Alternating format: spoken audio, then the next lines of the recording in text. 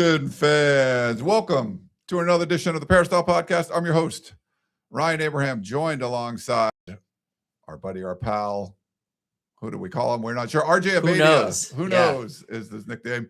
And we have automatic India Otto here in studio. This is a little bit different. Normally, we are broadcasting live on YouTube and Facebook.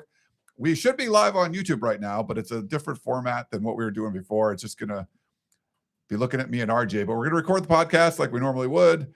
We're having a little video problems with our Wirecast program, so we're doing this directly to YouTube and hope it's working. It looks like the chat is going on there, which is great. Good to see.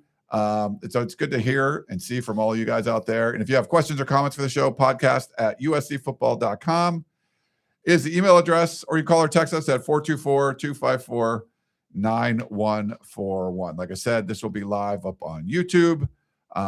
Just a little bit different format since we don't have all the bells and whistles that we were doing with Wirecast. And, as far as Facebook, we'll upload it to that as well. And you can get it across all your different podcasting platforms. If you have Apple, if you have Spotify, you can go there. Leave us a 5-star rating. We love doing that.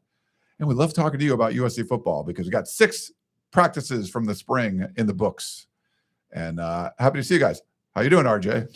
I'm doing great. Look, it's a spring where Lincoln Riley said today that it's about dealing with adversity and throwing adversity at the team. And so, we're dealing with some adversity here today, but undeterred. Like we didn't tap out. We didn't bend the knee. We're finding a way to get this done. And hopefully that's the kind of resolve that we'll see from the Trojans after spring ball and the rest of this offseason. Yeah, I've never done this. So we're just like doing this on the fly. But I think it's working. It looks like there's people in the chat, everything. So we do have India. Now you can't see India. Unfortunately, that's the one you'd want to see, not us, but you can't see India. But you want to say hi? Hey, I'm here though still. But she can make her presence felt with the soundboard. Hold on. Yeah. We're on YouTube Live, guys. There it is. We love it. So I'm pulling this up there. Yeah, it looks like we got people in the chat. If you have any questions, so we don't really have any questions, emails or any voicemails today. So if you have any questions, you're watching us live on YouTube, put them in the chat. We would love to hear from you. We also love to hear from our friends over at Trader Joe's. And I feel like I just talked about this, but go to traderjoes.com. And the first thing I see, it says pudding cup anyone. Yes, I love me a good pudding cup. Pudding is great. And I know Blackie Chan in the chat said earlier, he's not a big pudding fan. I am. So that just intrigues me right there. There's also, if you like kind of savory breakfast, the country style ground pork sausage. They show pictures of making a little bit of biscuits and gravy, which some good stuff there. I know you like that too, RJ. Well, you're piling on the hypothetical calories and the real calories because of the donut feast that you brought us in celebration of Automatic's 25th, right? We can say that. Yeah. That's out there. Yeah, that's out there. It was delicious. I haven't had donuts or sweets for breakfast in a very long time. So I had 3 donuts yesterday, a matcha, a slice of cake. So I definitely overindulged in the sweets, but nothing like starting your day off with some donuts. So shout out Boss Man and RJ, who knows, and everybody.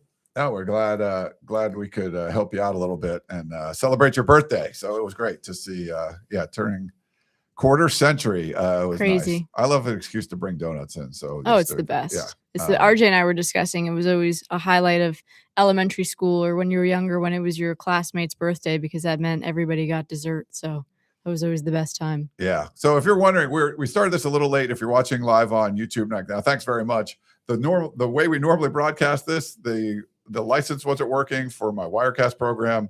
We thought we could just do the audio maybe later, but there was audio problems. There was a lot of stuff. So we scrapped that video and we're starting this one, which is only going to be a single shot of RJ and I. So my apologies for that, but you should be able to listen to everything what we have to say. There's a lot been going on in the world of USC football, and we want to get into all of it. The last time you heard from us, we had first seen the first 2 practices of USC spring ball.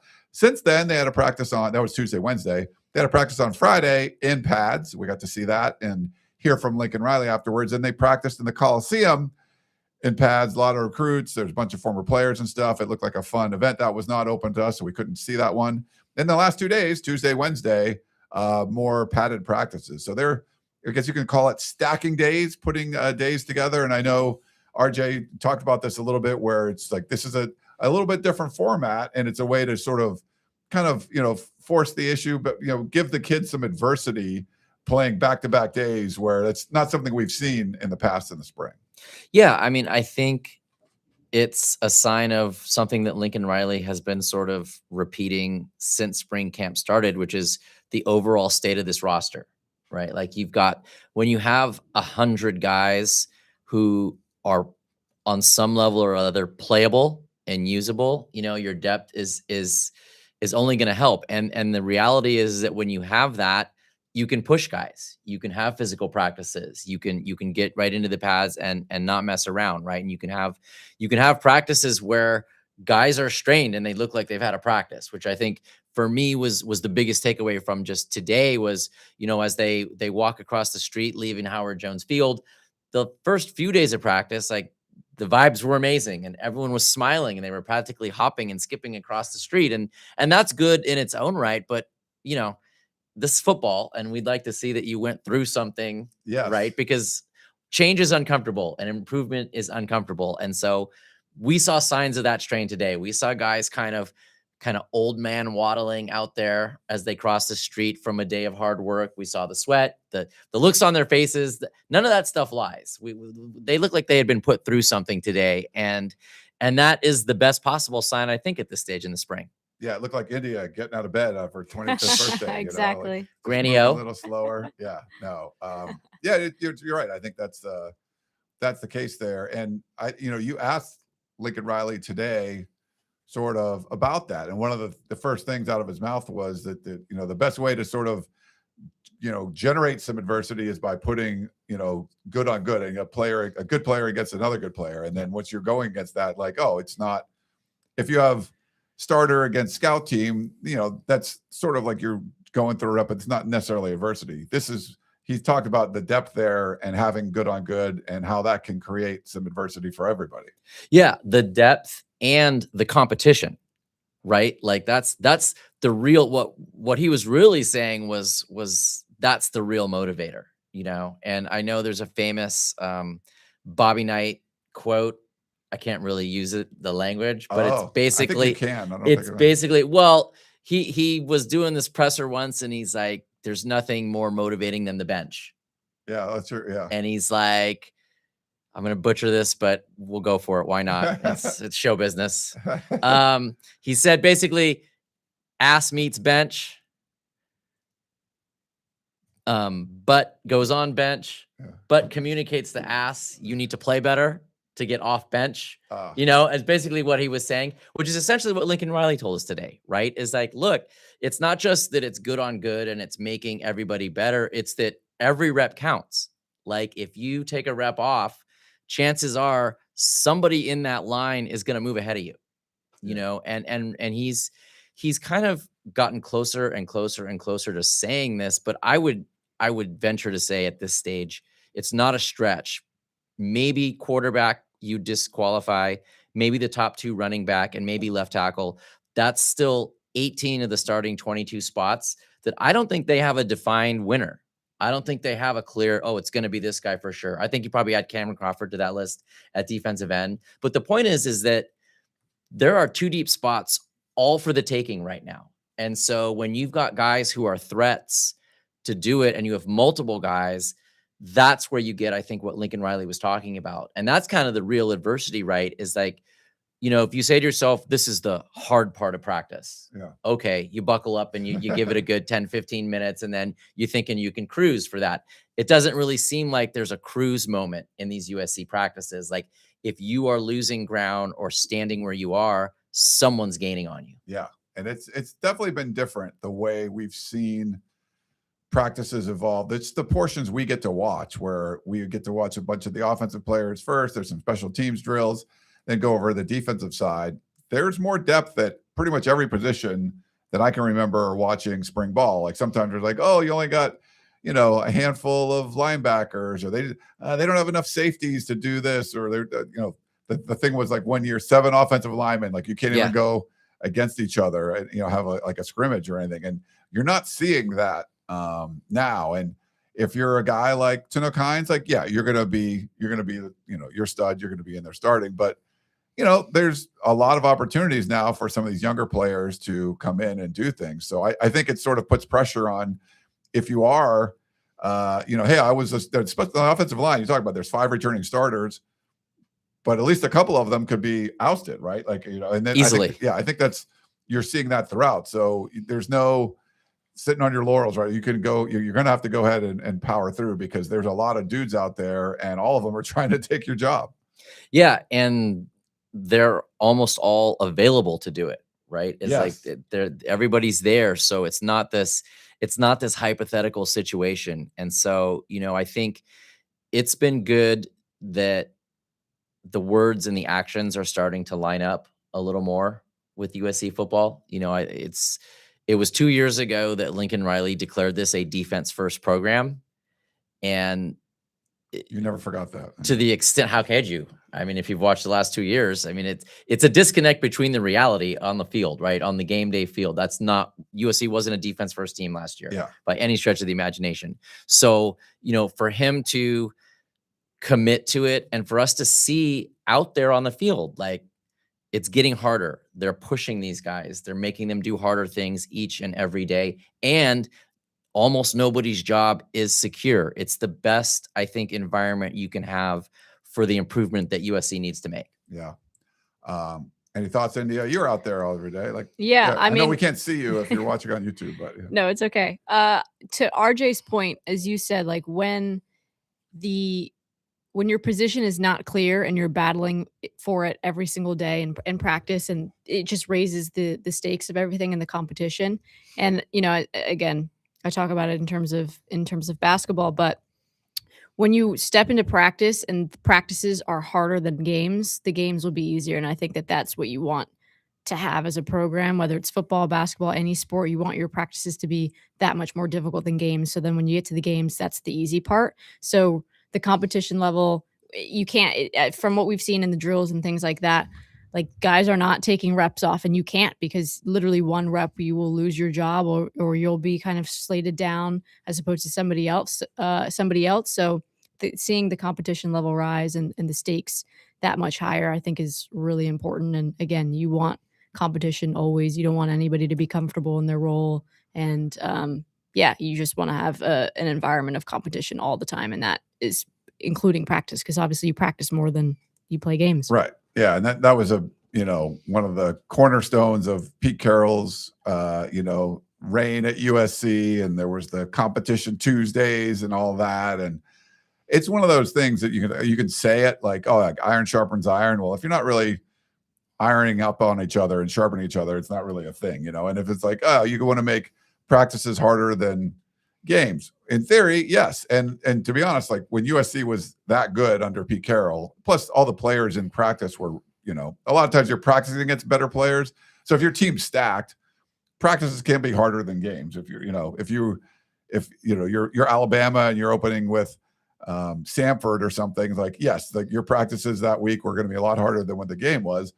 But, if you were playing LSU, is it the same? And I think even with Pete Carroll, when they were playing really good teams, there was this edge to practice. The competition was there. There was, he was able to, with the quality of athlete and how hard they practiced, they raised that level. And it wasn't necessarily long, but it was, when you were doing it, it was going. So making practices, you could say that's a good thing to say, but that's not an easy thing to achieve. So we'll see if this is something that USC can do now that the talent level has ratcheted up. And I think on the coaching side too, having a Hall of Famer running the defense, I think that helps too.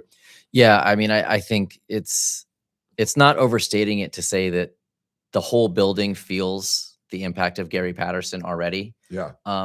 He's going to get judged the way they all are, which is fall Saturdays, of course. And I think nobody knows that better than he does. But I think when you listen to some of the details and also just how candid he's been, he talked on Monday about the fact that Friday was a day where he dropped an extra guy into the box during the team periods, and the running game for USC was pretty stopped. The defense did well. And he said Saturday they took the extra guy out and it was better for the offense. It went better the other way. So, we don't want to give the impression that USC is fixed or ready. Like if there was a game on Saturday, we'd all be excited to see what this team can do. But you're judging them on where can they be and where should they be on this day. And I think on this day, based on what we've seen and what we've heard, they're about as far along as they could be. Yeah. No, I think the level of excitement is there. We don't know if it's going to be like, oh, this is great. Like, yeah, their offense is still elite, and Gary Patterson made his defense great. Or it's like all that talk and it wasn't working. And you're like, what, so there's a lot of, they didn't change a ton of staff, but enough of the philosophy to like, okay, you're breaking a lot of eggs and you want to make a really good omelet. And hopefully it is. I think there's a decent chance. And I think there's a better chance than even I thought when this first was announced, because we weren't able to see the interaction between like Gary Patterson and his people and Lincoln Riley and the people that were already there. Just from what I've seen so far, I think it's working well. Just to see Gary Patterson go around from station to station and coaching up this position group or that position group, he seems like he's someone that has his hands in all these different cookie jars. And, he's 64, 65, or whatever he is. But, I mean, he doesn't look like an old man out there coaching. He looks like he's having a good time. He's teaching stuff. He's got a plan, have like a, Paul Gonzalez there too, doing things for him. Like he's like his right-hand man with that. He knows his stuff. You're just seeing what they're preaching out there. It seems to be well received from the players. And it just my gut feeling from watching it is like, okay, I think this can work. Yeah. And I think, look, if you want to be as cynical as possible and take the hardest line approach to all of this and just take away the words, right? You still have what we've been able to see, which is number one, as we've said, every day we go there from position group to position group, it's a little harder. It's a little more challenging. Luke Heward is throwing another wrinkle at the quarterbacks every day that we've watched them. Trojan Reed is putting the cornerbacks through even more. We've watched a lot of Paul Gonzalez. We've heard a lot of Paul Gonzalez. The depth of the teaching is there. And then the other thing that we're seeing is the response of the players. As like India said, nobody's taking a rep off. You can't find a player kind of cruising it, and these are the warm-up periods too, right? So this is like, you don't have to be going full speed necessarily. Yeah. You don't have to be catching everything, but that's still kind of the expectation that we've seen. And I think, again, yes, they can say what they want, but what we've seen to me is promising. And like I said, seeing how tired they were after this practice today, the last two practices have finished, by the way, that with something roar. I think they were doing a competition period the last 2 days. It was that Trojan period or competition period or, whatever name it's got now. But it was an energized football team without question, right? So I think, again, it's not crazy to have some faith that this is going in the direction where it needs to go. There's still work to be done. But, you just look at Mike Eckler and the time they've put into special teams. Yeah. It's hard to believe that they're not moving the needle on special teams just by virtue of his expertise and how much time they've devoted to it. Yeah. I want to get into that in a minute, but just sort of follow up with the Gary Patterson things, like going into it, I think a lot of us felt this is 50-50. Like this could go great or it could be a disaster when you have, a high profile head coach like Lincoln Riley, who's done a lot of great things. Getting paid a ton of money, and then you bring in a Hall of Fame former head coach that he went against before, butting head, who knows what could have happened. So far, at least from what we've seen and heard and the vibes we're getting, it's working okay.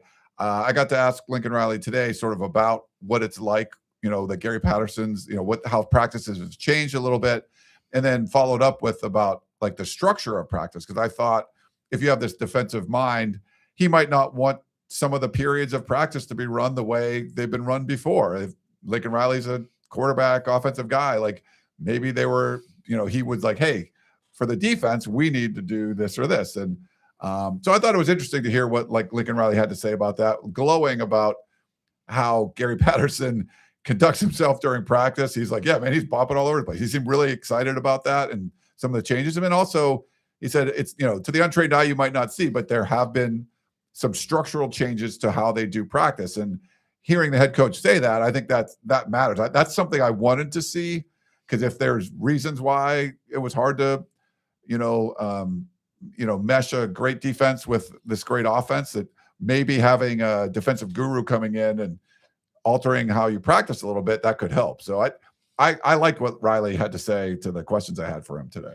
Yeah. And I think, again, we can have a little more trust that the words and the actions are aligned. On one level or the other, every year that Lincoln Riley's been here, we've been sold on the defense getting better, or we've been told.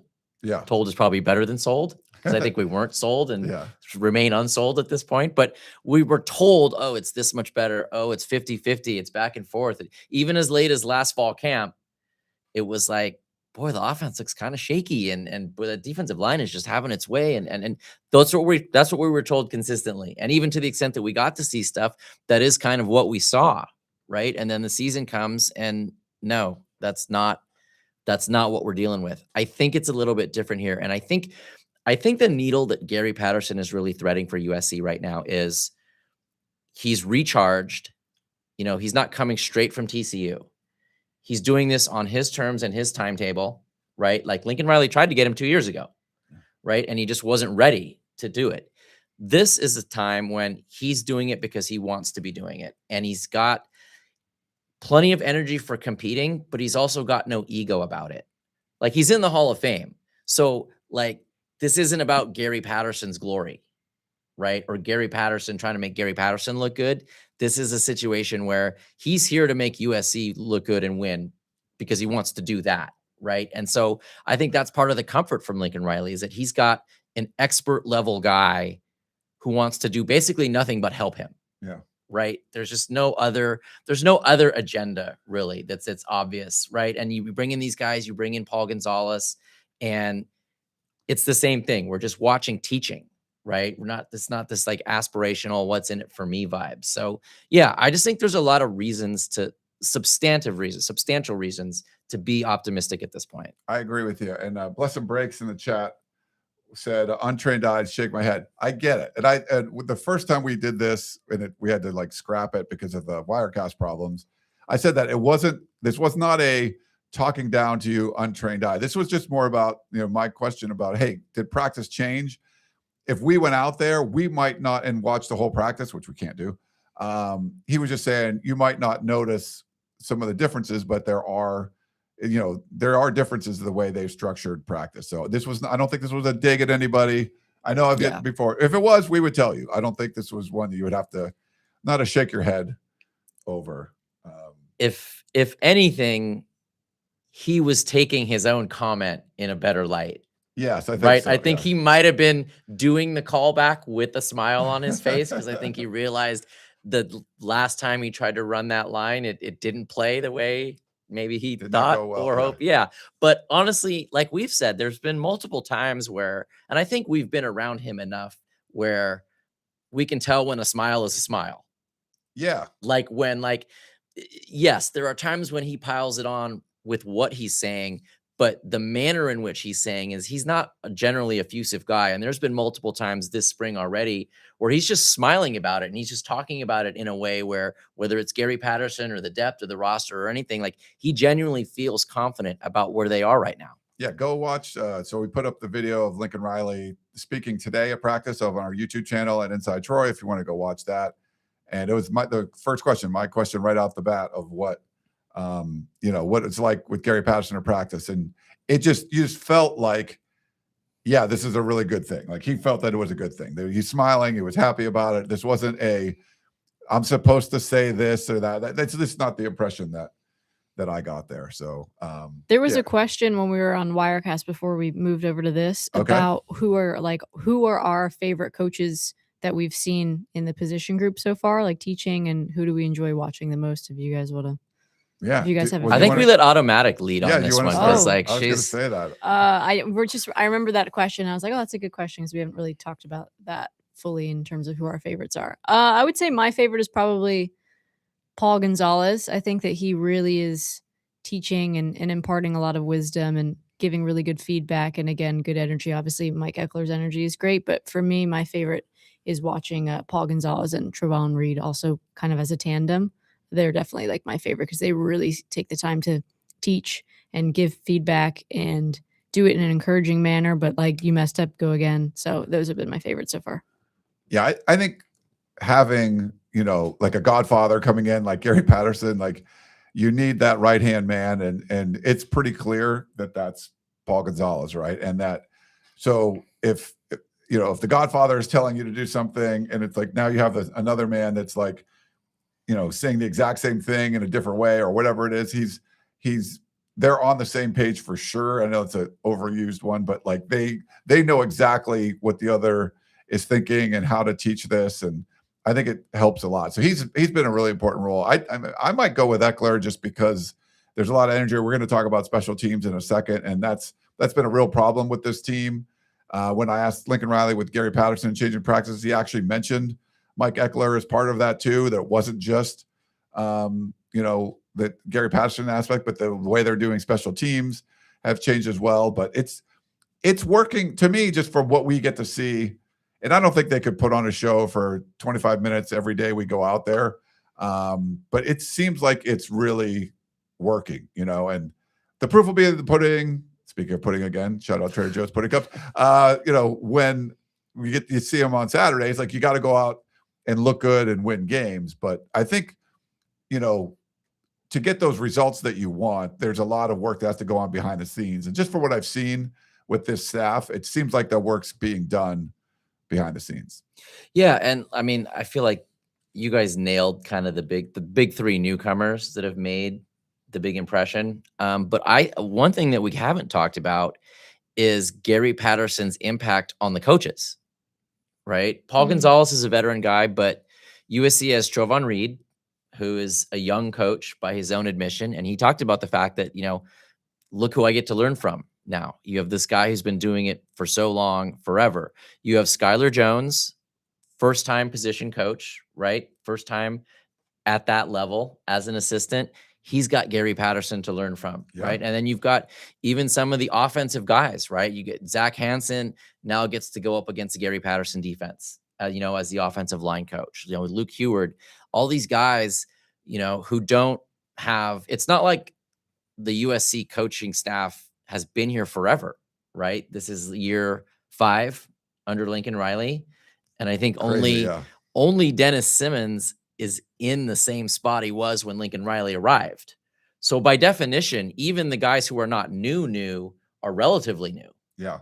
So it's just another voice. And I think the other thing too is just there's a confidence, and India was a player. She knows about this. You can feel this. You can feel it from athletes and from coaches. And there's times when they can say confident things and you don't get confident vibes. Yeah.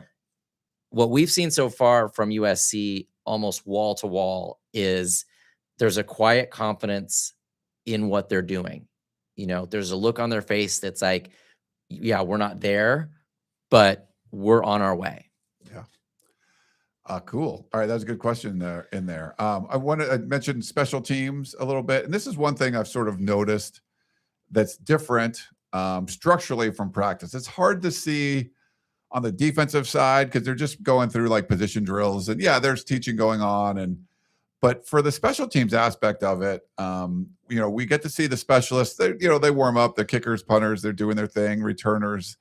But what I'm seeing, it's like every day there's sort of like a different, very specific aspect of special teams that's being worked on. I think today was more, they were working on gunners, like getting, stopping the gunners or slowing them down, or, getting in the right spot. If you're, when it's switching, when you're punting and you're going from one side blocking to you're backing up to try to protect your punt returner, or covering a punt.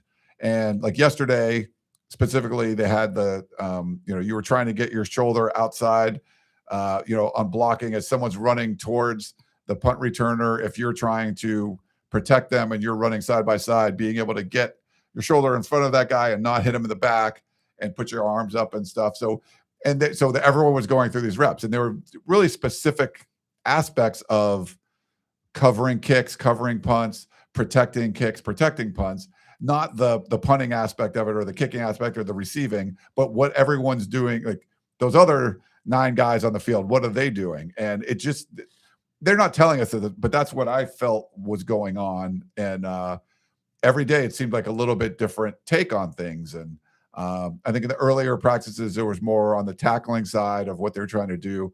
But this was more like protection and coverage and things. And I don't think I've seen them sort of practice that stuff before. And this just felt like Mike Eckler's like, all right, so today, when you're in this aspect, if you're the gunner here or you're the protector there, whatever it is, here's what you need to be doing. And everyone was going through these reps. And it felt like it's something that, okay, you want to make special teams better. You can't just say it. Like, you have to go out and practice these things. So it looked like they were practicing stuff that I hadn't really seen them do before, RJ. Yeah, I mean, I think the level of detail, number one, and again, as we were saying, like, if you're looking for, well, what can you trust from what we've seen and what we're watching, and how come this isn't what we've always heard before? Again, the level of detail that you're describing that they are working these guys through, and this is just the start of practice. It's not like that's stopping for the next hour once we leave the field. So you look at the level of detail, number one. The other thing you look at is the level of buy-in. Corey Sims told us yesterday, guys are fighting to get on special teams. You don't hear that ever, right? And so even if, let's say it's even just half true, that still means you've got 50 guys who are trying to be on special teams, right? And that's a culture change. Like, that's an impact thing, right? That seems like very tied directly to Mike Eckler and what he's bringing and how he's approaching all this. So you've got those two things. And then the other thing too, that's kind of unifying all of this that we talked about, right, is the trust that Lincoln Riley has in these known commodities. Like, Gary Patterson has 21 years of footage, if you want to know how he coaches defense, right? He has 21 years of results. Mike Eckler has a decade of doing exactly what he's been doing, coaching a linebacker group that performs and coaching special teams. He showed up at Nebraska last year. Nebraska got elite at special teams that quickly, right? And I think that's crucial too, right? Because Lincoln Riley's been kind of hedging his bets all these years and saying, we've got to get better, but we have to get better guys first. Special teams is not necessarily like that.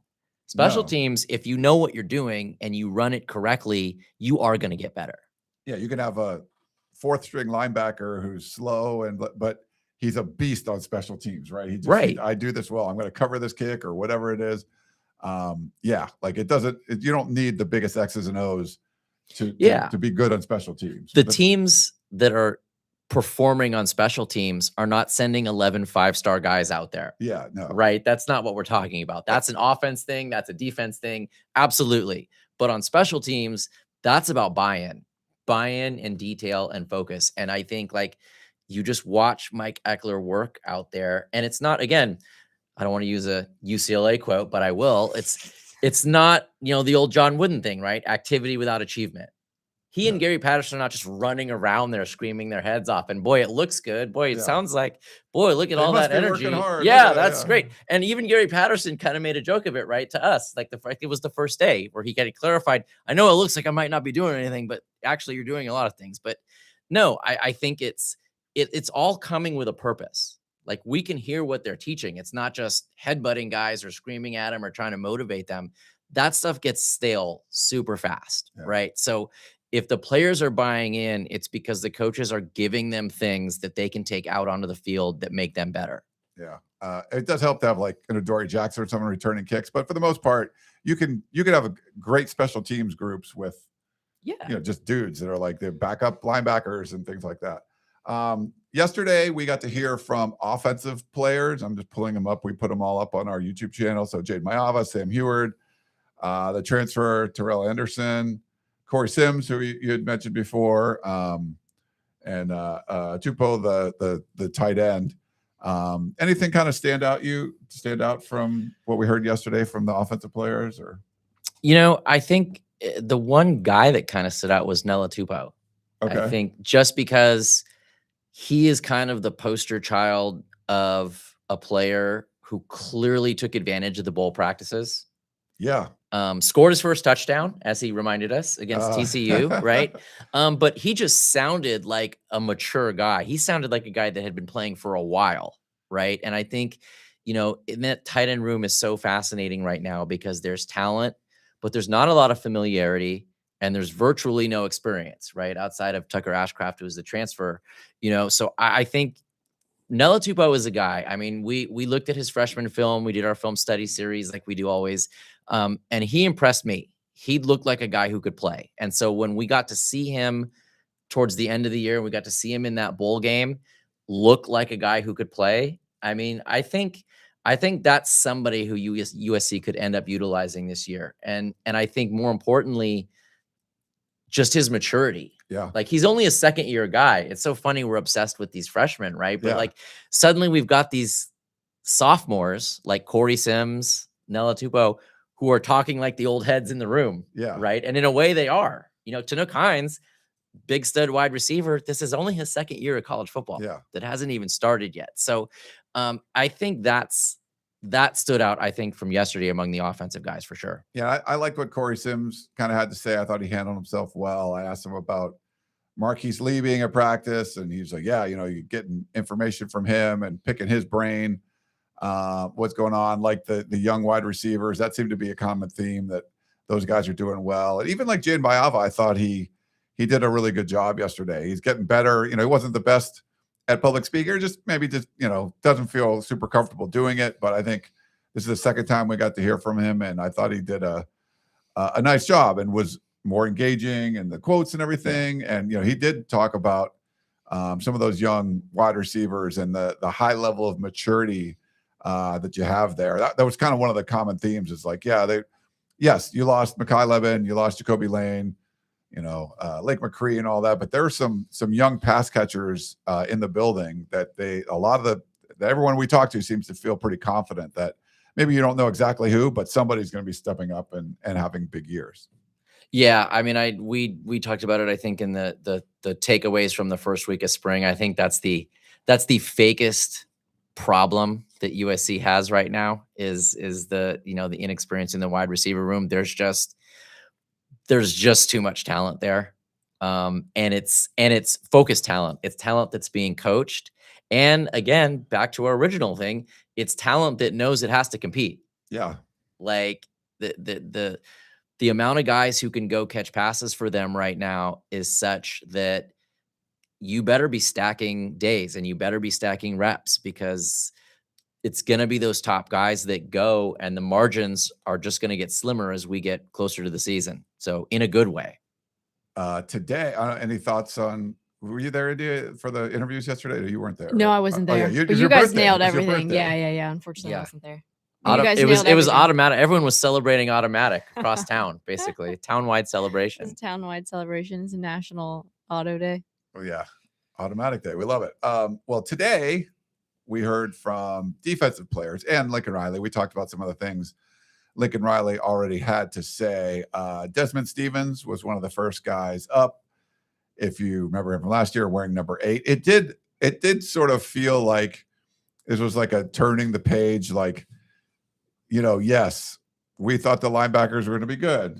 No, they weren't. Rob Ryan was going to come in and fix everything. Now he's still there, and he says a lot of stuff. He's been kind of quiet, he's just not like walking by, engaging in anything like he was last year. Which I get it, but I think it's nice that he's still around, because I think he can certainly have some value. But they're going to have Mike Eckler run things there. But for Desmond, you just look at the dude, and you're like, that guy could certainly be an All-American. Like, he's massive. Like, he looks the part, and you just want to figure out a way to have him play the part. And I think I feel a little more confidence just from hearing from him and hearing from other people that there's a good chance that he's able to take a pretty big step forward this season. And I don't know, what did you think of what he had to say today? Well, I think from him specifically, the big things were, number one, he gave us some concrete stuff about what Gary Patterson's doing, specifically with the linebackers, like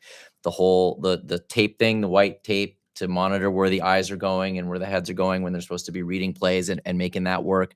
And he told us very candidly, like, it's making a difference. Like, he's seeing things the way he's supposed to be seeing things. He's seeing them before they happen. His eye discipline is better based on what Gary Patterson is giving him. And then the other part is he, if you could speak in italics, I felt like he gave us heavy emphasis on the run game.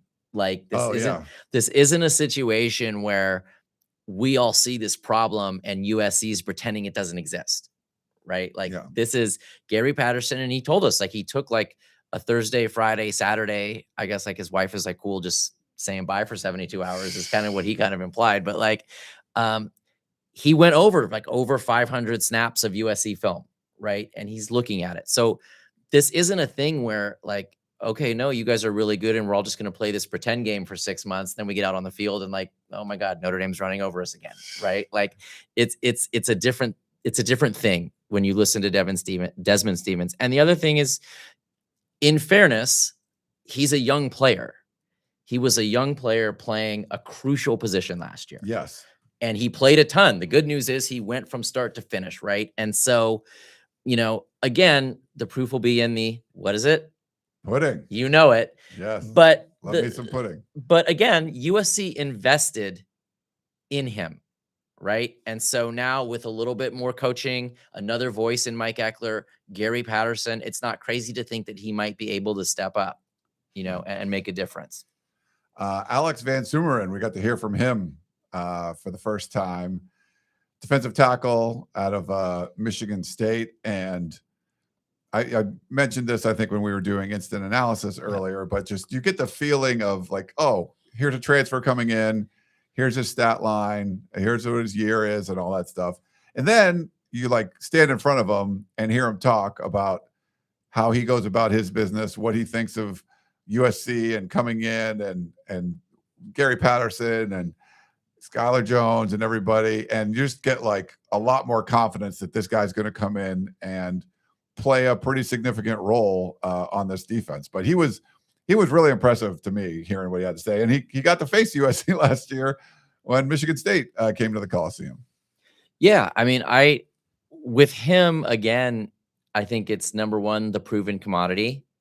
This is a guy, I mean, I think he said the number himself today, but it's like, I think 24 straight starts.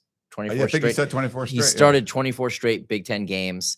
So he knows of that which he speaks. Yes. Right. So when I asked him, we talked about stopping the run. He knows what it takes, and you have to, like any defensive lineman who uses the word violence. Yeah. Like we said on Instant, USC in this regard needs to be a more violent team. That's just the bottom line. And in talking to him, he's a veteran guy. He knows what he's doing, and USC got to scout him. And the other part is, now when you look at transfers like him, USC had to want him to get him, because the roster as such, they didn't need to go get him. Yeah. Right. You look at some of these initial transfer years where USC is bringing in 3, 4, 5 defensive linemen and like, oh my God, what are we going to, right? Like it's a different scenario that they find themselves in right now. So I think I'm willing to trust him as a veteran addition who doesn't need to save USC football at the line of scrimmage, right? If he comes in and does his job, that should be enough. And for the young guys to see a guy doing his job every day will be invaluable as well. Yeah.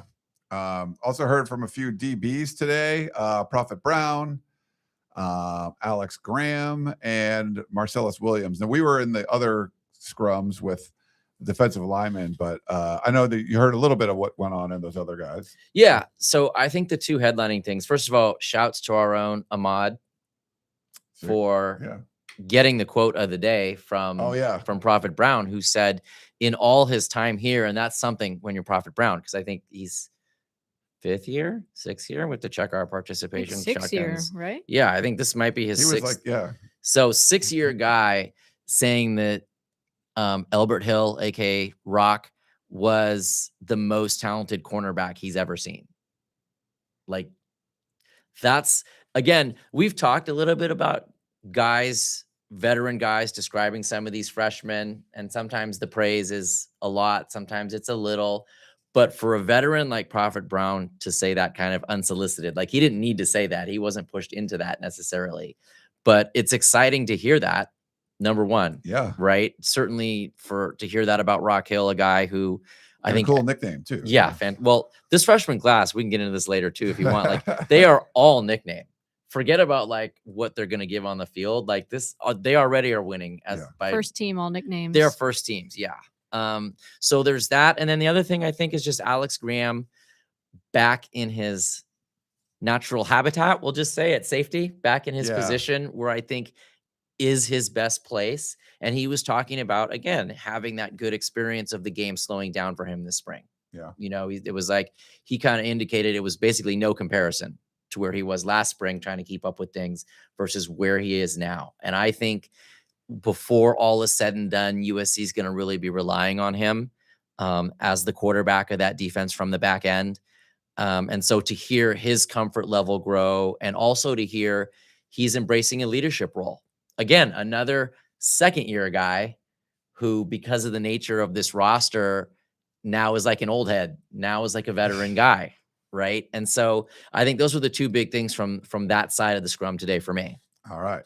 Why don't we do this? Let's take a quick break, and we will come back in a minute and chat some more about USC football and get some questions up there. All you got to do is hit the – no, you can hit the no, nothing on that, on the sound effect. Okay.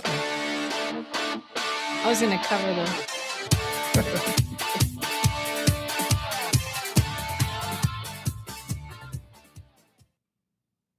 All righty, we're back here on the Peristyle Podcast. Yes, it's a little bit different if you're watching on video. It might sound a little different in audio too, because yes, we're sitting in the same spots as we normally sit in, but we only got one camera going. So unfortunately, you can't see India. We're not getting any B-roll. You just stared at me and RJ. She was going to put her hand in front of it when we went to a break, but that's okay. Nothing too crazy going on here, but hope you enjoyed the first part of the show. We'll get a couple other topics, and then India's, I know, written down some questions from the chat, and we'll get into all of that. Tomorrow is USC Pro Day. We're not going to do too much with that, but we will have Ahmad will be down there, and Riley Sager getting you some reports up on uscfootball.com. So make sure you go, check all that stuff out. Pro days used to be sort of like a big deal, and it's not, not as much anymore. Sometimes they're fun. I mean, I remember being in the rain for Sam Darnold's pro day and having all these NFL teams and Jimmy Haslett like up there in the crowd. I think I took a picture of him talking to like the Darnold family. I went a little viral. Like sometimes you can get some cool moments at a pro day. Yeah. But for the most part, it's like, USC did have 7 guys at the combine. Maybe the media scrum around Makai Lemon might be an interesting one just because of what was going on there. But I don't know. Do you have any thoughts about pro day, either of you guys? Or well, I'll just say from a media aspect, if you can't tell, it's not our favorite day of the year. But I used to like it, but it's just, But I will say, for Lincoln Riley to point out the fact, look, all 32 NFL teams are going to be here tomorrow. Yep. Right. And that's always a good thing for your program. Right. And so I think for me, the interest level or the curiosity of it is the non-headliners. It would be really cool to see some of the below the radar guys in terms of not necessarily Makai Lemon or Jacoby Lane, who we know they're going to get drafted. We know they're going to play, right? But a guy like Lake McCree, who has kind of put on an ascent here, had a decent combine. He had a good combine, yeah. It would be a nice feather in USC's cap for some of the bottom of that 7, so to speak, to make some ground tomorrow, do something good for themselves, and to turn out to be good kind of development stories, Yeah. But I mean, I think it's so funny how quickly they're like the most important people, and then you're like, okay, you're still here. They're gone. Yeah. Are you hanging out? Why are you hanging out here? Did you clean your locker out yet? Like, what's the deal here? It is funny, and I don't know if you experienced something like this in basketball too, but like when we used to be able to cover like the off-season workouts, and I've been doing this. This is my 30th season covering the damn team, but there would be these routines that you would go through, and recruiting has changed, and certainly the transfer portal has changed things, but a lot of times the recruits that would be coming in, and most of them weren't early enrollees, they'd be coming in the summer. It was a really big deal up until signing day when they signed. And then in June, they would like arrive on campus and we would be able to go while they were doing player run practices and go film them and take pictures and stuff. And so many of the fans that like really cared about who these guys were until they signed. Once they got to campus, they're like, all right, who's like, they were more worried about recruiting and stuff. So some of that like was going on. And then the same sort of thing of like, well, okay, they're at USC now, but they're going to become a pro. Like, I'm not really sure. Hey, Michael Pittman signed with the Steelers. Like, oh, that's kind of cool. I did cover the Senior Bowl one year. This was like 2008 or 9 or something down in Mobile, Alabama. USC had like 9 guys there or something. Like that was John David Booty's class. Who's the Delaware quarterback? Flacco. Flacco was in that group, and Ed Orgeron had just got like fired by Ole Miss, and I ran into him, and it was kind of cool to go down there, eat the not Shake Shack. What was there's some Five Guys? No, this is like a Southern I don't know, whatever. But Waffle House? Steak and Shake. Oh, okay. Go to Steak and Shake. Yeah, Waffle House too. But go do all these Southern things down there, and it was kind of fun. But like that didn't, even back then, that really didn't do much. These are guys that are like moving on. So yes, there's a different level of like, okay, these guys are in a pro day, but USC fans want to see them do well, but they're more worried about what's next. Is the defense going to be good or whatever? Yeah. Speaking of, so we brought this up last week, and I want to get your thoughts on this because to be fair, I didn't dive into it probably as much as I should.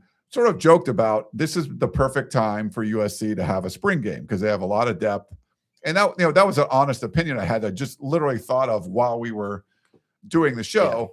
Yeah. I was listening to our friends over on the Cover 3 podcast, and I didn't realize this, but sometimes there's trends one way or the other. Well, in the last couple of years, the trend was screw spring games, dump them. Like, why do we need spring games? Texas was a big part of that. Nebraska and Matt Rule was a big part of that. Why are we having spring games? There was also the spring portal window. So if you have guys do really well and then, they did great. I watched them on TV. That guy's really good. We need a linebacker. Well, the portal opens up. Let's tamper with him and see if that guy's going to go in the portal. Well, now there's no more spring window. Now, you can de-enroll from school and things like that. But if that's a word, de-enroll, but I think that's what the term they were using. Now the portal is in January. So the trend has switched, and Texas is doing a spring game again. And Nebraska, like Matt Rule was like a poster child for not having a spring game. They're doing it again. I don't even know. I think most of the Big Ten teams are doing them now, and USC isn't doing them still. So this is one of those things where USC's been ahead of a lot of these trends, and I'm going to try to find out, what's going on here. But it seems like USC's sort of behind the times on this one, where people shifted back towards spring games. Like it's an opportunity to help your players and actually get some, the best way to get better at football is playing football. And if you get to go hit some people and there's fans in the stands and things like that. And if your family bringing them to a game, it's $10 a piece or free or whatever it is, way better experience. And like your 4-year-old doesn't know if this is USC Notre Dame or whatever, you could be playing El Camino College. They don't have no idea. It's like, it's football, it's happening. So it just seemed the Cover 3 podcast made a lot of good reasons and arguments why you should continue to have spring games.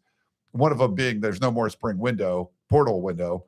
And I was like, man, I sort of was on this last week, but I didn't have the data to back it up. So I'm going to make some calls again, India, and see what I can do. But I don't know what you guys think about that. I thought it was a really interesting conversation about why spring games are coming back. And it's a little disappointing that USC is not on the trend of coming back. So I think a lot of it depends on the hat you're wearing. Because I remember last year, the talk about things, people were shutting it down. They didn't want to do this or that. But I also distinctly remember someone raising the topic of games.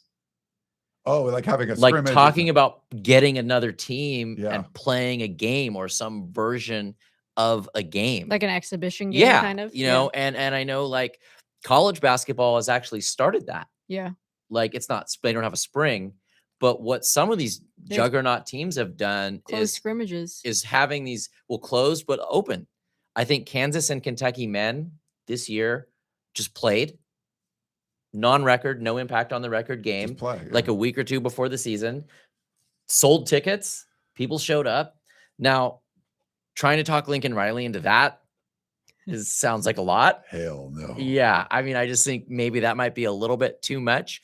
But I think so. That's one lens where I think you could say, Yeah. you know, They talked about even like if you're willing an to FCS have that, school or yeah, something, if you're like- willing to have that kind of conversation, devil's advocate on the program side, there's really hard to argue what you get as a team by doing it.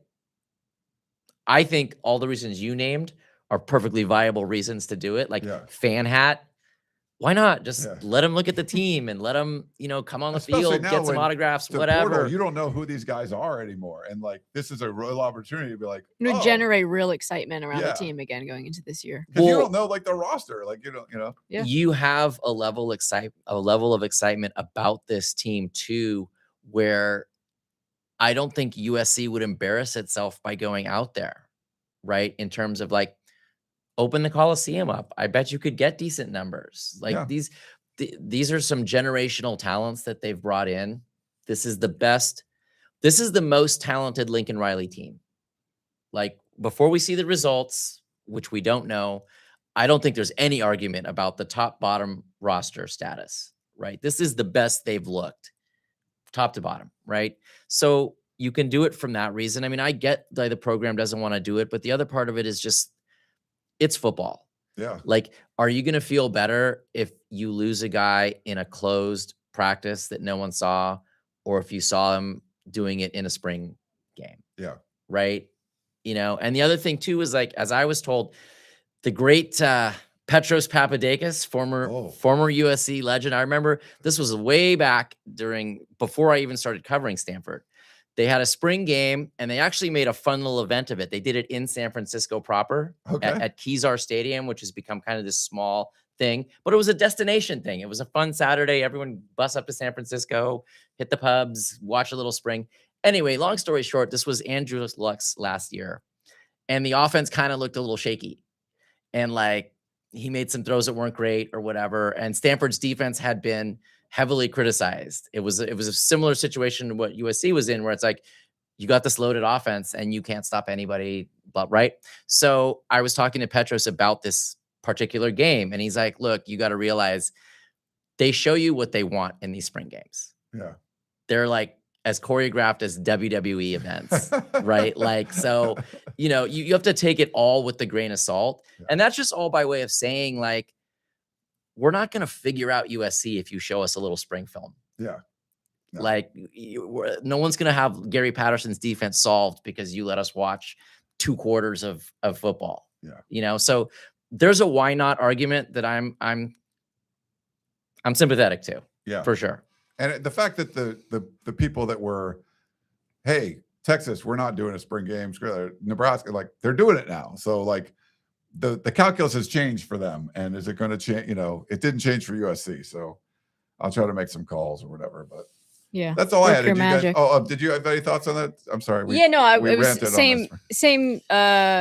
Going off of what RJ said, yeah, it depends really what hat you're wearing. I think from a program standpoint, there is that, especially with how much money is now being invested in these programs and kids, the risk sometimes outweighs the reward for something as silly as that in their kind of eyes. But then also from the other standpoint, yeah, they're going to reveal what they want you to see. And that's exactly that. So it's not like people are going to look at this and have, other Big Ten opponents, or people are going to know what they're doing. So it's not really like you're risking anything in that from that standpoint. But I guess injury standpoint is obviously a physical game. So you don't want any injuries from, a quote unquote useless like spring game. But it just from a fan standpoint, it would be really cool, as Ryan touched on, new numbers, new players. You want to get a familiarity of the team.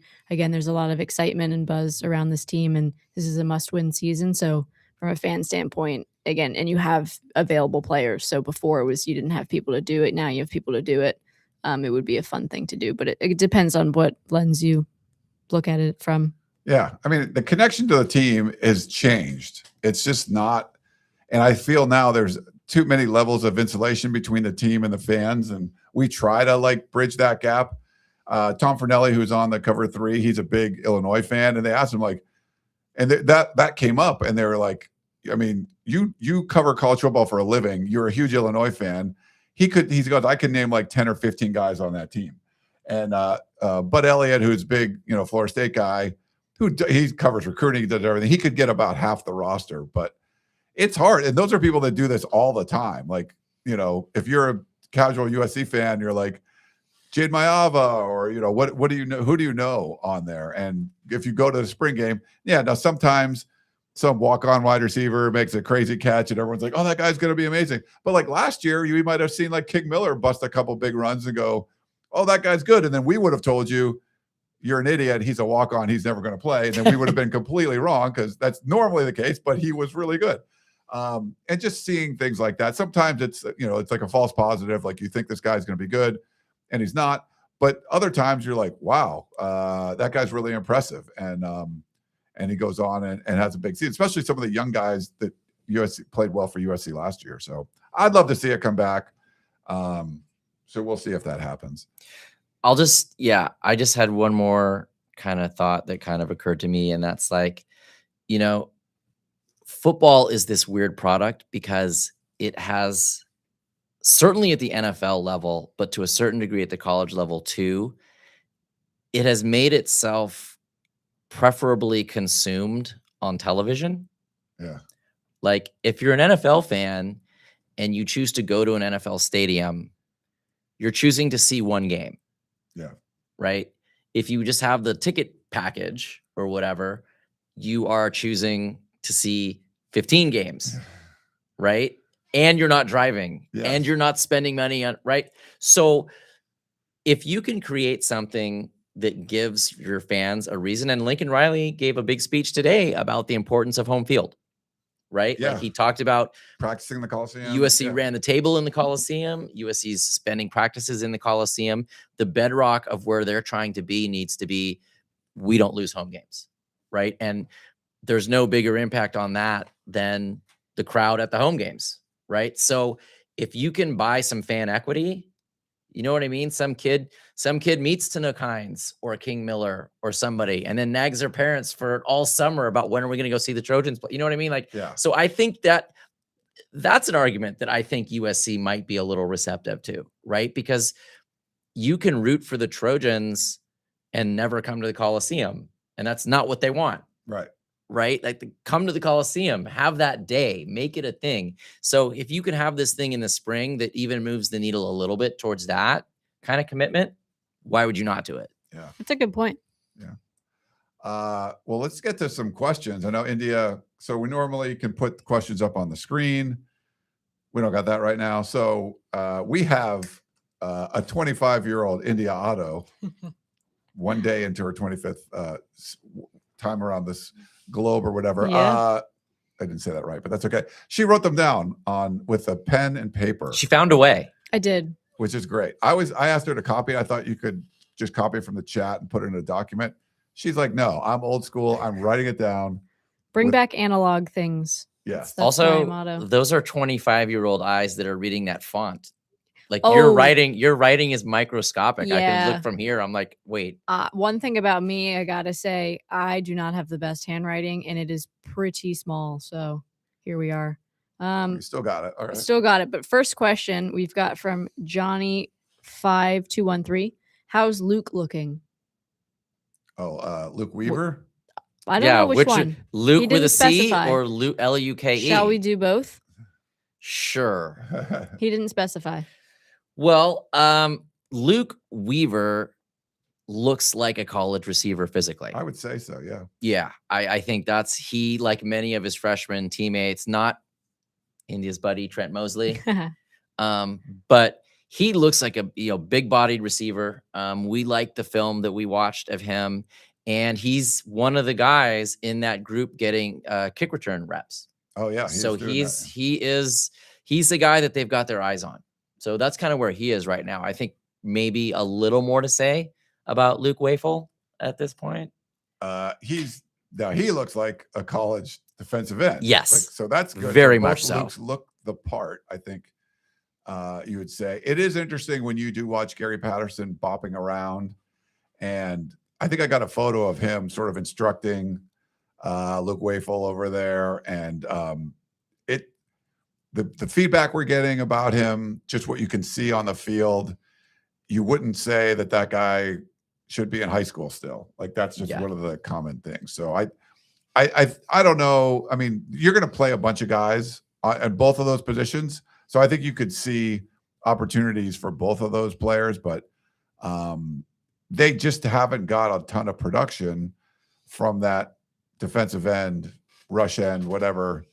And he just seems like someone that could come in and be a disruptor like right away. And if you're doing that and other guys are like, oh, maybe they're doing this right, but they're not getting to the quarterback, you just have a feeling this guy's going to get to the quarterback. So it's going to be hard to keep him off the field. Yeah. And it's funny that you said it perfectly, because it reminds me of what you said about the offensive line, right? Like Braylon Shelby and Cameron Crawford are going to start. Like, unless anything happens, there's an alien abduction. Like those two are going to start. But the truth of the matter is that neither one of them was dominant last year. Yeah. Right. And we all think that Cameron Crawford has that in him for sure. Right. And now Braylon Shelby's an older guy. Again, they invested reps in these guys last season. But to your point about Luke Wafel, number one, he doesn't have to beat the other guys out. He can be one of three guys that comes in, and it'll be even better, actually, if he doesn't have to be out there 40 snaps. But the idea that he's not going to be able to give them 10 good snaps a game seems dubious. I think at a minimum, like he's gonna work his way into contributing. So I think LUKE Luke probably stock a little higher than LUC. Yeah. But LUC with all the time in the world and all the time in his favor at this point. So I think we're thumbs up on both right now. I like it. Yeah. Awesome. The next question is from Royce9999. Do the players seem to be understanding Gary Patterson's direct coaching when he goes from group to group? He seems long-winded in interviews, but wondering how his hands-on coaching is directly with players. That's funny that he is long-winded in interviews, but you don't get that. When I'm watching him, it seems like it's very directed, and it's like, if you're speaking long form, you're like, reading a novel or something, versus like I'm doing a radio hit. Like he's out there doing radio hits. He's going and doing, hitting the right spots. And sometimes you can hear what he says, sometimes you can't. But yeah, I don't think there's anything about him just like spinning yarn and telling about days of yore or anything like that. He's telling you like, you need to put your hands here, you get the good leverage here, whatever it is. And it seems like it's effective, it's precise, and then you move on and do the next thing. Well, the whole thing is about playing fast, right? And so if your instructions are 3 words, 4 words, you can process that, Yeah. right? If you're sitting there at the snap trying to process a sonnet from Gary Patterson, like, it's like, wait, what? But then when he said this, oh, whoa, there goes the ball. No, it's simplicity. We've heard. Yeah, we've heard. And I think Indy and I were watching the one time, the first day he came over to the safeties. He came over, said his piece, was gone in probably 30 seconds, if not 60 seconds. Yeah. But Paul Gonzalez goes right into some very quick instruction, and the drill's rolling right after that. And you could see the guys kind of figure out what they needed to do. So yeah, no, he's not. Neither Gary Patterson nor Lincoln Riley gives us what they give their players. I think they're different for understandable reasons. But I think back to the major point, which is you're trying to get guys to play fast. Your messages need to be short. Your messages need to be concise. Like, because that's the whole point of it, is like, I got this little touchstone phrase that guides what I'm doing, and we go. Yeah. I was going to say, they keep emphasizing the not to overthink. So if you then provide feedback that's so long-winded and you're having to think about, well, but if he said this, I do that. But if it's this, then I do that. Then it defeats the whole purpose. So it's definitely like what we've seen in practice is pretty precise and intentional. I don't know if you get this in basketball, India, but like even when I coach like beach volleyball, this is fun coaching. This isn't like we're not trying to get scholarships and stuff. It's people wanting to get better at a sport that they like and meet people and everything. And I know some of the coaches will just talk for a really long time. And when I'm coaching, I'm like, no, I want to explain something, but I want to get you out there and get your, butt in the sand and try to do it. And it's just, sometimes you just can't just talk. It's not going to be retained. And I get it. You want to say, I want to express all these things, but you got to figure out a different way than just talking the whole time. And it didn't see Gary Patterson do that at all. But Yeah, Yeah. no, and you could give me. I'll take a little 60-second TED talk on this one really quickly. But I used to teach high school, and from our generation for sure, one of the most common ways of teaching and coaching is the lecture format. Yeah. Right? Is I get in front of you. It's a 50-minute class. I'm going to talk to you for 30 minutes. Right? And they did studies, and for the normal high schooler, the retention span is like 8 minutes. Like if you talk for 8 minutes straight, they can handle it. Anything past that, it's lost time. Yeah. Right? And I think that's not different from coaching. Right? Like you can't be talking for that long. Yeah. Right? And again, it goes back to something we've talked about so many times already, not wasting a minute. You know what I mean? Like you lecture these guys for 5 minutes. The drill's up. That's 25. Yeah. It's time to move on, right? That's 20 reps you could have got into that time. And I think both Gary Patterson and Lincoln Riley are mindful of that. Yeah. For sure. No, you guys, there's definitely coaches out there who, you talk a lot and you start to overcomplicate things. And again, some kids, especially I know with like girls and women, sometimes we take things very like literally. So if you tell one thing, it's like, okay, but so like you could say something about, okay, when it's, empty corner, I'm talking basketball terms, empty corner, you're going to do this. And then you go, okay, so like every time, well, no, not so sometimes like when you over talk, it overcomplicates things for people. And so you need to kind of be simple and precise and direct. And that avoids definitely overthinking. And you don't want that when playing sports at all. And as you said, sometimes too longer practices, it sounds great, 3-hour practices, but by hour and 15 minutes, the following hour and 45 it's completely useless because nobody's paying attention anymore. Nobody's in it. So the more precise and effective you can be in communication and actually like in practice, the more time you want to actually do the thing rather than like talk about it. It's better to practice hard for like an hour and a half than and make them maximize the time. Than 3-hour practice. Yeah, you're wasting so much time for sure. What do we got next? The next question is, what about Tom Tom? That's all it said, but I'm inferring that they want to hear about Tom Tom. Yeah. Wearing 52, right? Number 52. You got that right. Again, looks the part, I guess you could say. Like he's we saw him coming out there. He seemed in good spirits. He didn't seem like overly tired when I watched him walking out of the practice today. But they're hard to see because they're like the furthest away from us. Yeah. But hearing good things. I think the defensive tackle spot is the one we've seen the least out of all the position groups. Yeah. And part of that is, like you said, just by where they're aligned on the practice fields and where we're allowed to go and watch. I think line guys is something we're going to need clarity on later. Yeah. I think, and honestly, I think Lincoln Riley would be more willing to give us help with that. More practices in. Yeah. You know what I mean? So we haven't heard a lot about Tom Tom so far, but we also haven't heard a lot about anybody. No, on the defensive line, certainly not, right? Like, I think today we got to see a little bit more of them. I'll have some photos I'll put up on the site today, but they were a little closer today doing some like bag drills or something. For this, we got to see the ends. We got to see the defensive ends. Yeah, we got more of that. Yeah. But no need to worry. Please do not be concerned about any of these freshmen as of right now. Like if we get to the point where we think one of them is like underachieving at some point, but I think they're fine. And not hearing about someone doesn't mean they're not performing. Sometimes that's a good thing if you're not hearing. Yeah, absolutely. In some way. We have a question for Blackie Chan. Can you give us a few names that no one is talking about as much? Ooh. Okay. Can we chat? Does he want a side of the ball? Like help me out here. Like where does he? Blackie Chan, if you hear us, let us know. All right. Well, I'll just steal from Lincoln Riley, Cannon Smith. Okay. Freshman offensive lineman who, with Killian O'Connor out and Tobias Raymond dealing with some nagging injuries, although he looked like he was back today, full go, something we should definitely want to emphasize. He's been at center and he's working with Willie Washer and he mentioned it. Yeah. And both those guys have earned some trust from Lincoln Riley but he was sure to point out that Cannon Smith had, in a young time, in a small amount of time for a young guy, established a good amount of trust, and that's not easy because Lincoln Riley has told us numerous times the offense puts a lot on centers.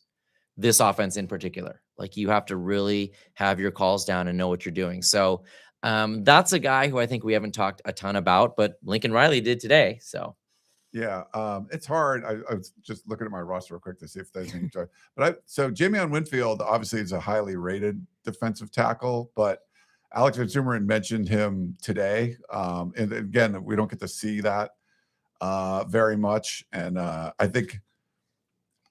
feel more confident just from talking to some of these guys that you're going to get better, not just defensive tackle play, but I think better play across, both all the defensive lines, that there's just enough bodies there that the guys from last year are going to get better and the new guys are going to come in and contribute. And so that would be another one that maybe you haven't, even though he's a highly rated guy, I don't think we've talked about him much yet. I'll throw one more. Riley Wormley. Oh, yeah. The fifth Beatle in the running back room, right? Because you've got Wayman Jordan as one of the headliners and, of course, King Miller, right? So you kind of know who your top two are.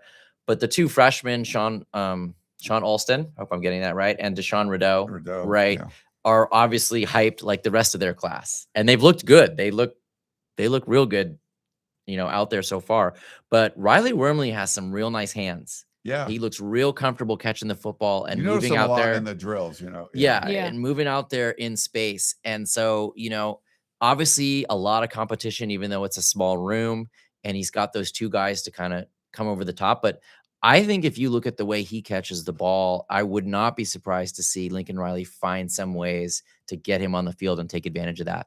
Yeah.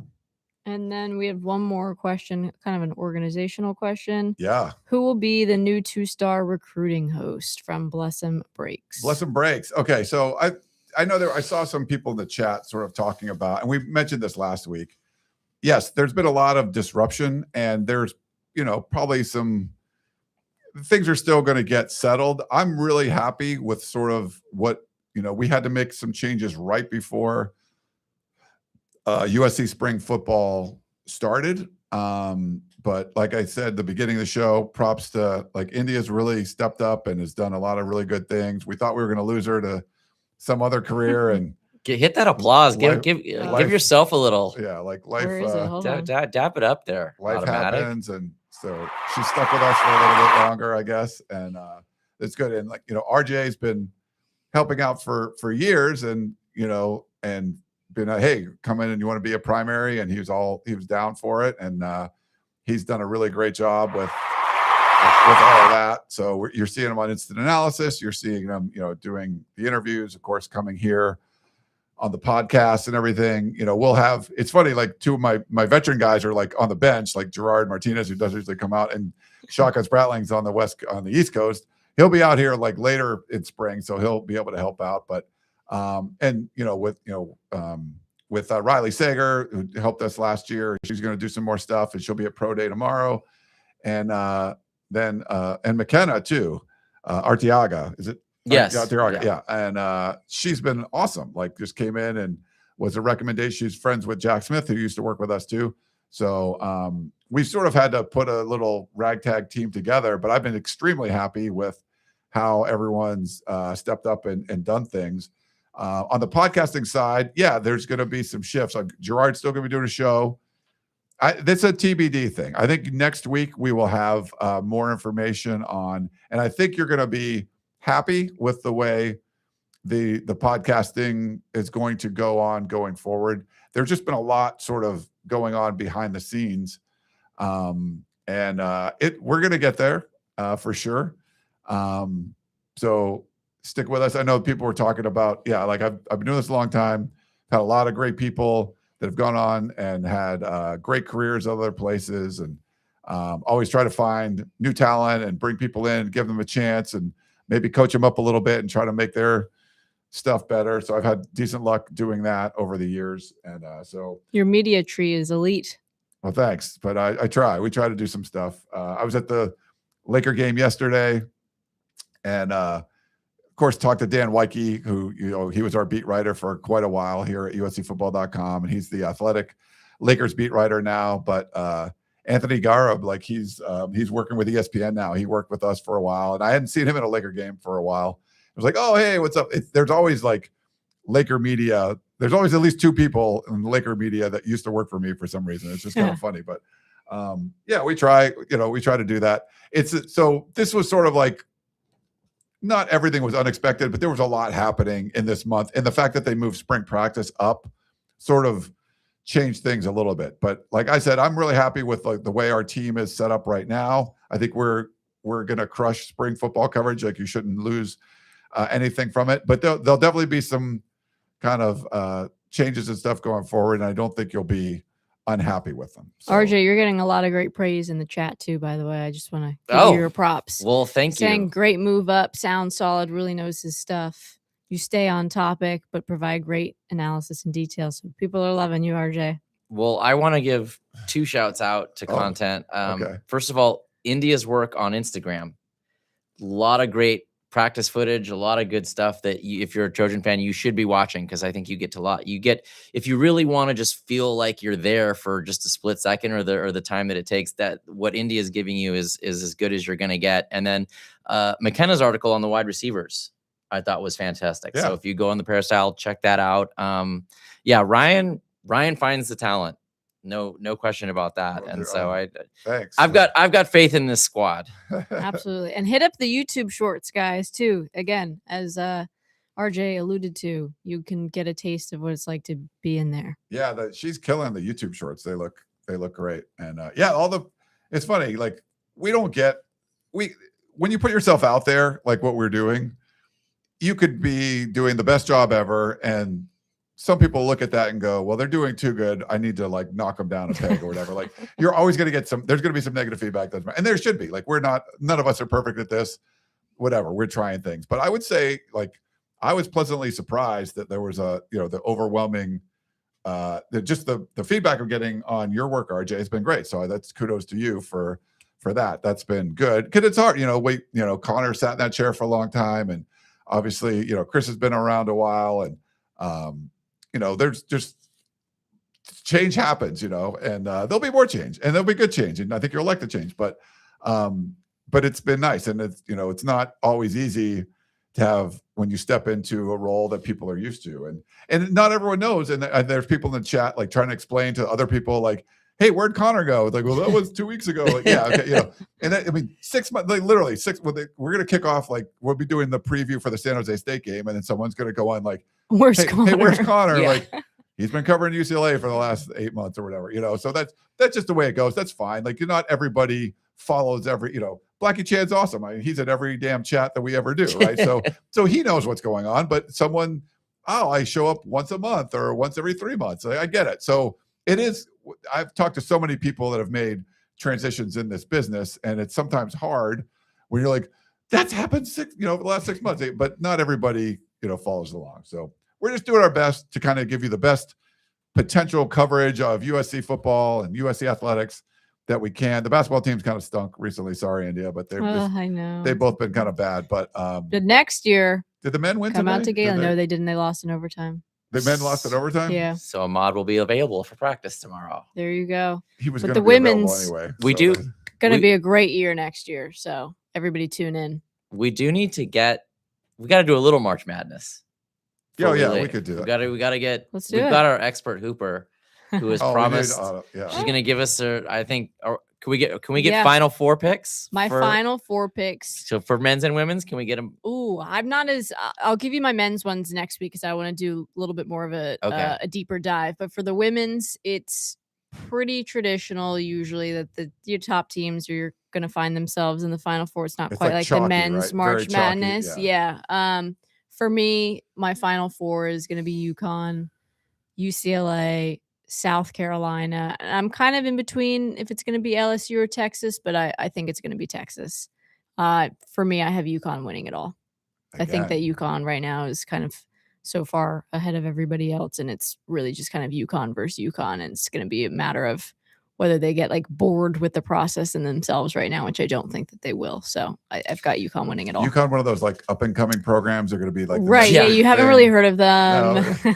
Scrappy underdog coach. Exactly. Nice. But yeah, I've got UConn. What about you, RJ or Ryan? Ugh. We'll save the men's. I for want, next yeah, week. I want, because actually, well, okay, so you did the women for right Okay, now. yeah, you did I'll just say a men's. quick. I ran into Avery Johnson, former San Antonio Spurs Oh, NBA wow. champion, former Alabama men's basketball coach. He gave a couple nuggets. He said, number one, he thinks Arizona is a little overrated in terms of tournament run. I'm a Oh. little bigger on them than he is, but he said he kind of intimated there's some stuff he knows with the program that there's a little shakiness there. The dark horse, if you can call him dark horse, but the team he thinks is going to be in the national championship game is Florida. Oh, like again. He thinks Okay. they've kind of been semi under the radar, but he thinks they've got everything. And so he's a CBS Sports, so I feel like he's part of He knows. he's part of our family, he's part of Yeah. our network, colleague. I don't mind calling him that from this far away anyway. So yeah, I would say that. I say here's what I'll throw in because it's also Oscar weekend. Oh, yes. Mm. He dropped some Oscar nuggets on the instant analysis. So I just saw Hamnet last night. Ooh, fantastic. Very, very strong. Very, very strong movie. I think your winner probably going to be One Battle After Another. Yeah. Okay. The Leonardo DiCaprio. I agree with that. I will say if it's not that and you're looking for one of the nominees that you haven't seen, I would say Sentimental Value. Sentimental Value is phenomenal.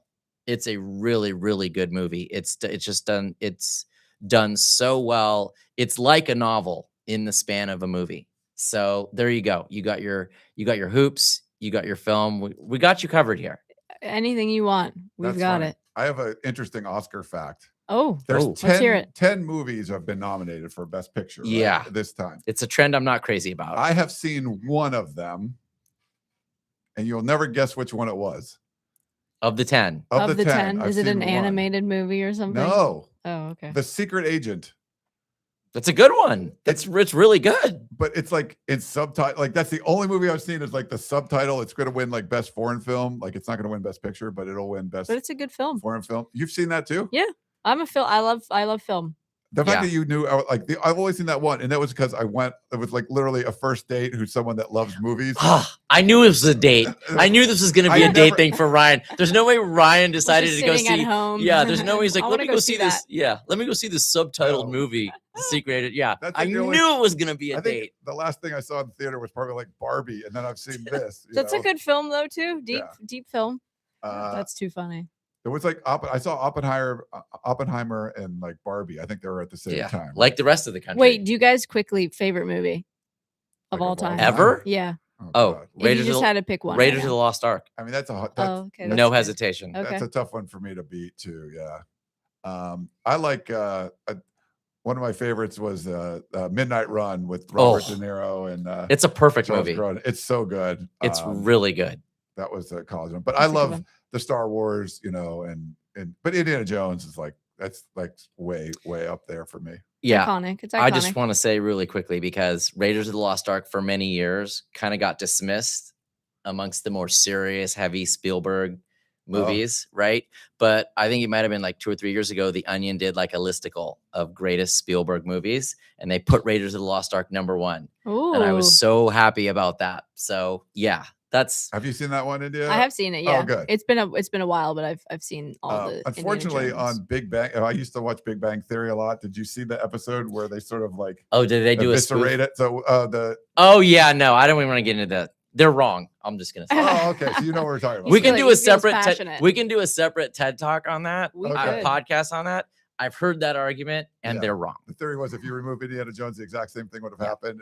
And Sheldon's just like all the nerds are like, oh my god, you just ruined the movie for me. But okay, so I'm glad you have you can combat There that. you go. Yeah. Now this is very podcast of champions of us. So we're just going off the rails. Yeah. But now I found out you both like a lot of movies. Yeah. Oh, Yeah. yeah. I watch Like, a lot of. I only films. watched one, and it was because of a Oh no, we can take Yeah, care we of you. We can- got yeah. you. yeah. We got you covered there. Even like F1, I haven't seen or anything like that. That was a really great movie. Okay. I enjoyed it. It's- I didn't anticipate going into it that I was gonna like it, and so it exceeded my expectations. I enjoyed it, and the score was very good. It's a Bruckheimer movie. Yeah. And you and I, Ryan, are Top Gun, Days of Thunder, The Rock, so if you like Bruckheimer, Gone in 60 Seconds, Yeah, those are great. it's a Bruckheimer movie. So if you like that and you sign like up for it, you're going to get it from F1. Yeah. All right. Well, I guess we can wrap it up now. Again, apologies for technical difficulties with the video. You don't get to see India talking about all her favorite movies and everything. You just have to stare at RJ and I. Hopefully we'll get this fixed. Wirecast to get the license back or whatever it is. Something's weird with that. But yeah, we'll wrap it up. For India Otto, RJ Abeytia, I'm Ryan Abraham. Hope you guys all enjoyed the show, and we will talk to you next time.